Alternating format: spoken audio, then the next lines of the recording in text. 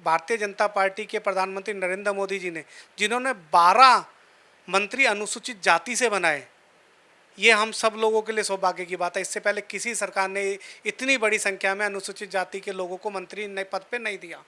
Bharatiya Janata party ने जितना अनुसूचित जाति वर्ग के लिए आज वो चाहे आदिवासी की बात करें, आदिवासी के नाम पर देश की राष्ट्रपति को एक सर्वोच्च स्थान पर बैठा के जो आदिवासी महिला को और पूरे एसटी समाज को, इससे पहले एससी समाज के माननीय रामनाथ कोविंद जी को राष्ट्रपति बनाकर लगातार कभी एससी एसटी इन लोगों को अगर बनाया जा रहा है तो ये देश के लिए सम्मान की बात है और ये हम सब के लिए समाज के सम्मान की बात है। अनुसूचित जाति के प्रति जितने संवेदनशील हमारे देश के प्रधानमंत्री हैं, इससे पहले कोई नेता नहीं रहा।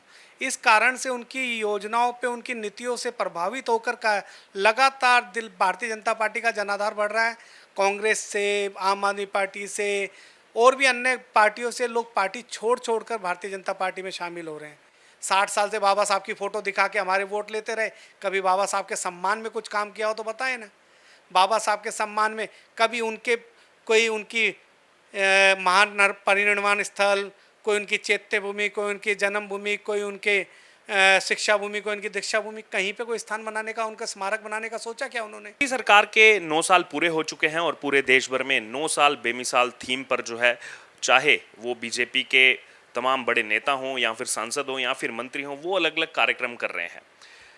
इसी बीच अगर बात किया तो जो बाकी दल हैं, विपक्षी दल हैं, उनकी तरफ से जो है यहाँ पर कई आरोप भी लगते रहते हैं सरकार पर। और अभी अगर बात की जाए तो हाल ही में जो केस सामने आए, चाहे फिर वो नई संसद को लेकर के हो, तो यहाँ पर बार बार इन विपक्षी दलों से एक बात जो है सुनने को मिली कि बीजेपी दलित विरोधी पार्टी है। इन 9 सालों में क्या काम हुआ है, आइए हम खुद जानते हैं। हमारे साथ दिल्ली भारतीय जनता पार्टी अनुसूचित मोर्चा के प्रदेश अध्यक्ष भूपेंद्र गोडवाल हैं। भूपेंद्र जी, सबसे पहले इसी चीज़ पर, क्योंकि नई संसद का मुद्दा अभी भी चल रहा है, शरद पवार का भी 2 दिन पहले बयान आया और उसी को लेकर के सबने कहा कि ये पार्टी जो है ये तो अनुसूचित जाति के जो है विरोध में है, ये आदिवासियों के विरोध में जो है पार्टी है। क्या कहेंगे इस पूरे में? देखिए, आप खुद लगातार देख रहे हैं पिछले 60 वर्षों से जिस सरकार ने देश पर राज किया, क्या अनुसूचित जाति समाज के लोगों को इतना सम्मान कभी मिला था क्या?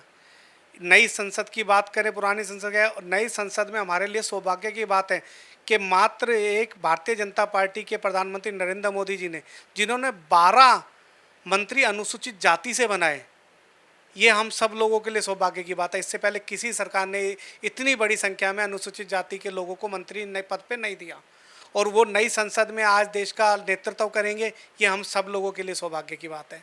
और ये तो सब बेकार का विषय है कि नई संसद में या अनुसूचित जाति के साथ भाजपा नहीं, अनुसूचित जाति के साथ अगर भारतीय जनता पार्टी नहीं है तो इससे पहले कोई सरकार नहीं रही।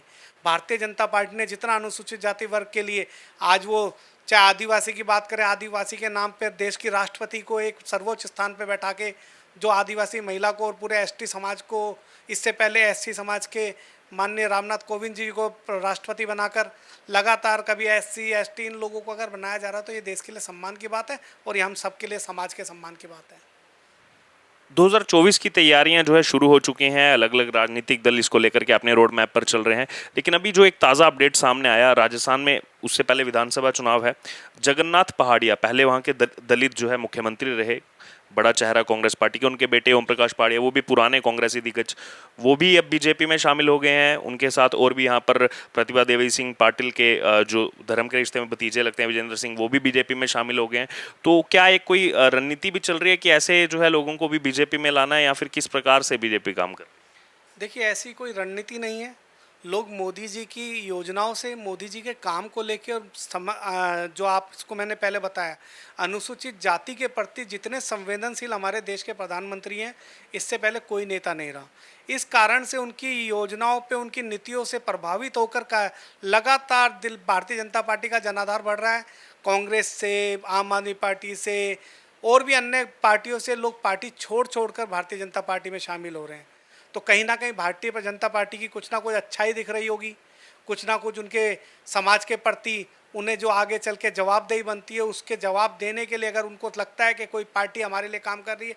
अब 9 साल में मोदी जी की कोई भी योजना ले लो, चाहे वो आप उज्ज्वला योजना ले लो, चाहे आप वो राशन कार्ड वाली योजना ले लो, 2.5 साल से जो लगातार राशन का फ्री दे रहे हैं, राशन की योजना ले लो, यहाँ तक कि आप जनधन योजना ले लो, आप महिलाओं के ध्यान में रखते हो शौचालय की योजना ले लो आप, प्रधानमंत्री आवास योजना ले लो।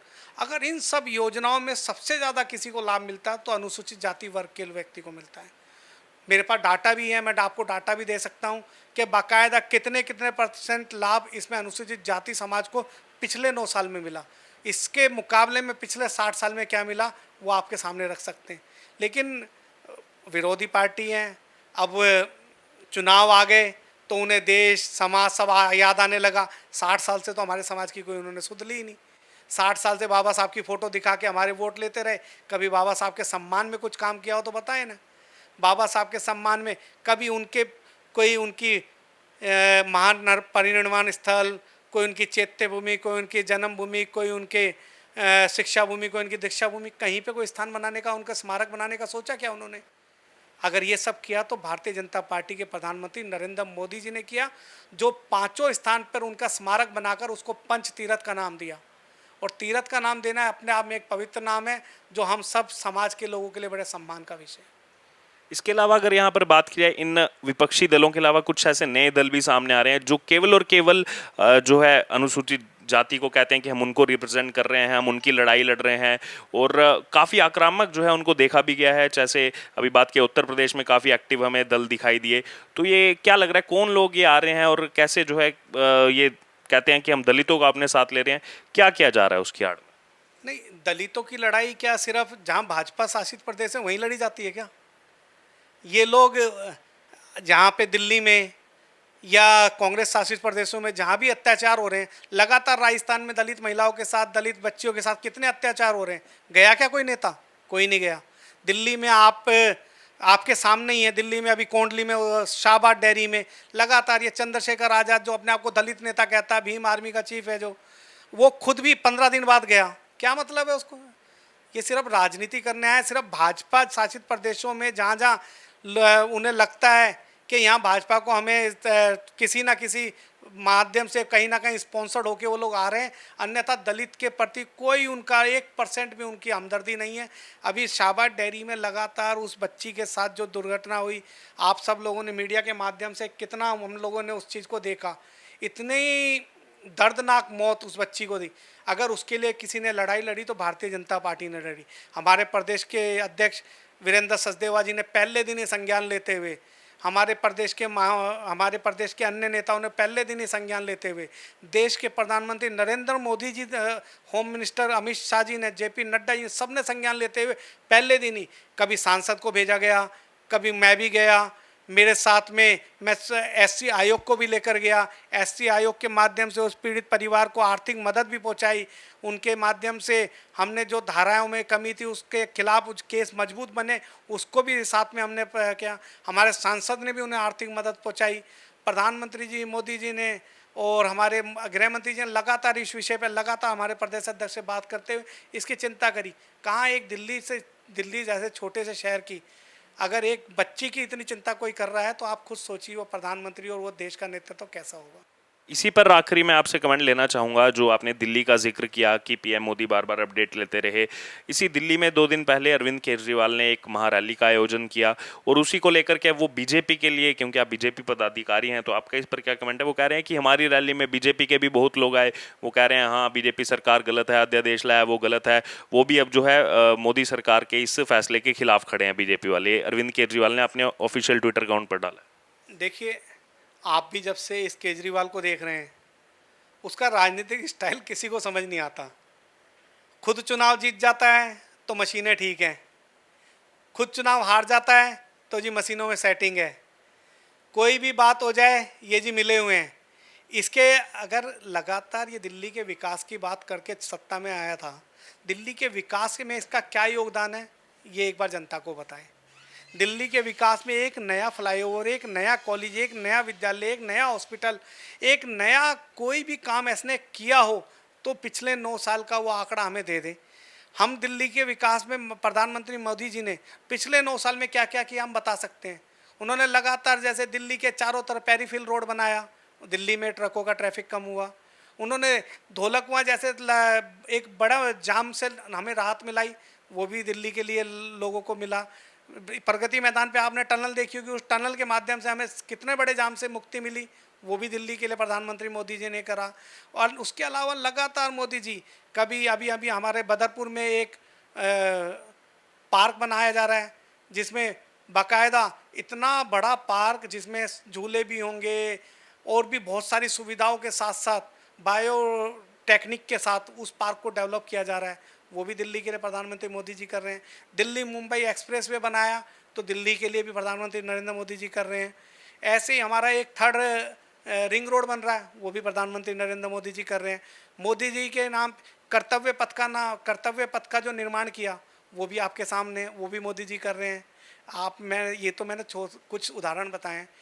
प्रधानमंत्री जी के मुकाबले मुख्यमंत्री जी ने दिल्ली में, उनका तो सिर्फ दिल्ली क्षेत्र है, प्रधानमंत्री जी तो का पूरा देश है, वो पूरे देश की चिंता करते हुए अपना निर्माण कार्य, विकास कार्य करते हैं। ये दिल्ली के योगदान में इसने एक काम किया हो तो बताएं। इसका सिर्फ एक काम है, विज्ञापन देना। अगर 45,000 का ये एक ब्रेकर भी बनाता है तो उस ब्रेकर का भी कम से कम 5 करोड़ रुपए का विज्ञापन दे देता है। कहाँ ये दिल्ली के लोगों के साथ इंसाफ है? शराब के ठेके खोलता है दिल्ली के साथ, ये विकास की बात है क्या? मंदिरों के पास ठेके खोलता है, ये विकास की बात है क्या? महिलाओं को शराब पीने की ट्रेनिंग दे रहा है, ये विकास की बात है क्या? युवाओं को शराब में धकेलने की बात कर रहा है, ये विकास की बात है क्या? लगातार दिल्ली को इसने सिर्फ छला है और दिल्ली की जनता के साथ बहुत बड़ा धोखा हुआ है और वो दिल्ली की जनता अब जान चुकी है। आने वाले समय में इसका जवाब देगी। आप लोकसभा चुनाव में भी देखना कैसे हम 7 सीटें फिर से दोबारा जीतेंगे और भारी बहुमत से जीतेंगे। और उसके बाद आने वाले विधानसभा चुनाव में भी दिल्ली की जनता आम आदमी पार्टी को, कांग्रेस को, सबको उनका सच्चाई का दर्पण दिखाने वाली है कि हमारे लिए, हमारे अनुसूचित जाति समाज के लिए, हमारे सर्व समाज के लिए अगर किसी ने काम किया है तो प्रधानमंत्री नरेंद्र मोदी जी ने। तो ये आपने सुना हमारे साथ दिल्ली बीजेपी अनुसूचित जाति मोर्चा के प्रदेश अध्यक्ष भूपेंद्र गोठवाल ने पूरी बात रखी, पूरा विषय रखा कि पिछले 9 सालों में केंद्र सरकार ने, बीजेपी ने दलितों के लिए क्या क्या काम किए हैं और जो बाकी विपक्षी दल जिनका काम केवल आरोप लगाना है, खुद उन्होंने आज तक इनके लिए कुछ भी नहीं किया।